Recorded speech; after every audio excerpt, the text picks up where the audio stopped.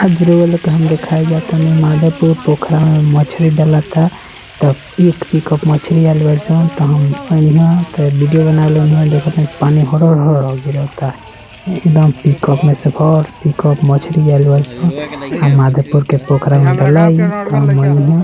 तो लड़का हमारे देख के हंस के वीडियो बना बतावे हमने के फोटो आई तो हम ठीक बा तो हम के फोटो एकदम जल्दी मछली झुलाए लगल पोखरा में एकदम पालन खातिर रेडी वालों सब के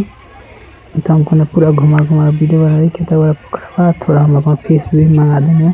और देखता नहीं कि लड़का पूरा एने से एने कल वालों एकदम तबातोर एकदम मछली छोड़ा रहा बड़ी देखिए छोट मछली ना आते फिर एक भी तक वर्ष बढ़िया वर्ष हम तो से बुझे टेंगरा वर्ष ये तो पियासी डाला था मछली मन बहुत लड़का हाला कर स्कूल के टाइम बोला तब तोर मछली डाले लगल ओने छेका भी आ रहा तो लोग ओना भी गिरल तो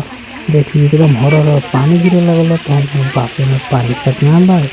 तब हम बर्दाश्त ना हो तो हम लागत चल गए जिनको तो देख ले